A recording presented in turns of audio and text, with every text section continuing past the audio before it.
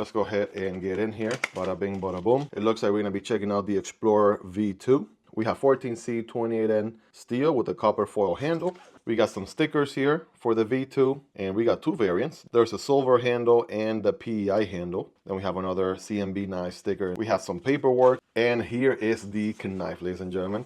Zipper pouch, let's get in here. Bada bing, bada boom. Got the knife, got a wiping cloth with that orange, nice and embossed logo right there. Attention, you're buying a knife. Keep the knife away from children. All right, very important. Nice little disclaimer right there. I think that obviously goes without saying. Well, here we go. Ooh, cheese Louise. All right, first impressions. This is actually looking pretty solid. Very nice. And the box says copper foil, but it kind of feels like some sort of carbon fiber in a way. We do have exposed liners. We do have a matching copper foil, I want to say. Back spacer with your lanyard tube, right? Lanyard solution back there. Has a deep pocket carry clip, about that much, right? Reversible on the other side with the filler tab. And there's going to be a crossbar lock.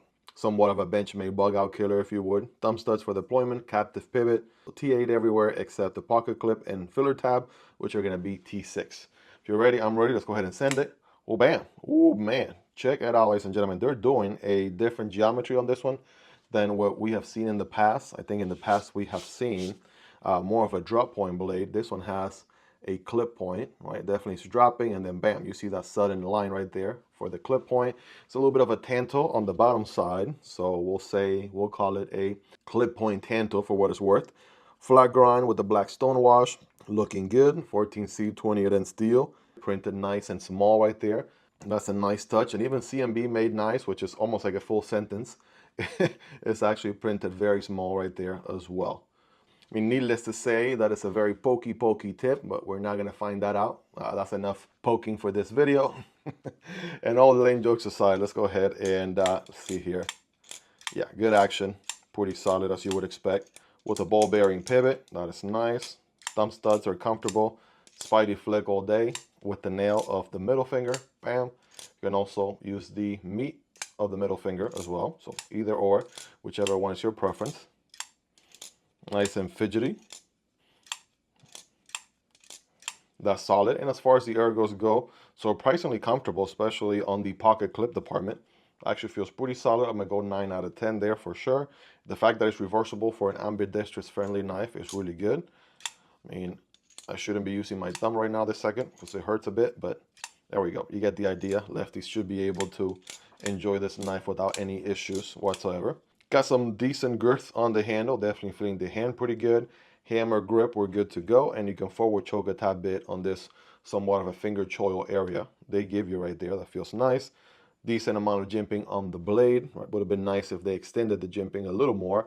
A lot of companies these days are doing more extensive jimping. It just kind of gives you more freedom to lock in anywhere on the blade.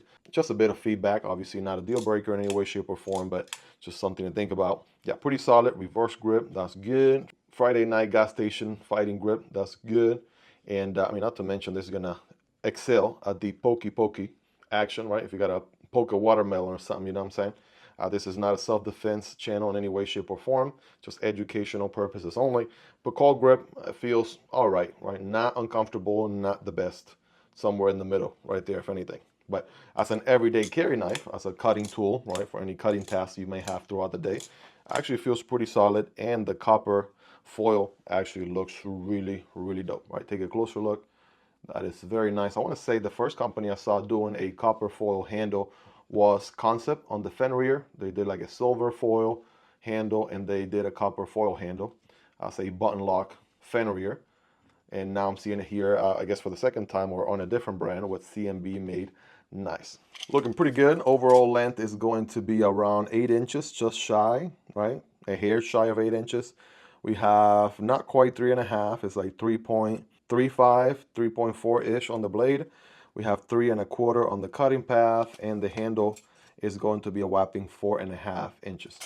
It is nice and milled for weight reduction on the inside, so that helps a bit in the weight department. There we go, milling on both ends. These are full-size liners, and in case you're wondering, you see those little 3 holes right there? That means that you can adjust the tension. There we go, easier to see right there.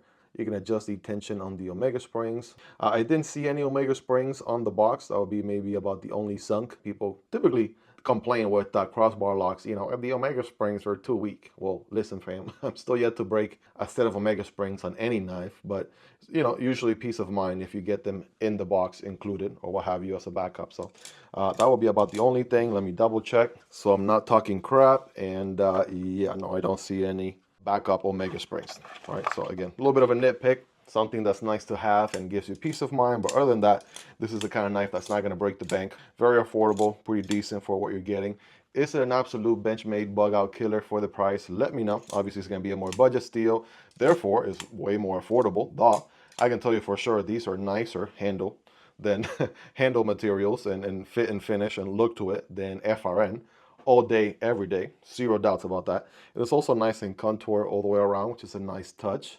Check that out. It looks a little bit of a topographic little pattern to it. Obviously, it's going to be very unique to every knife because the pattern is going to be different on every single handle out there. So that's a plus.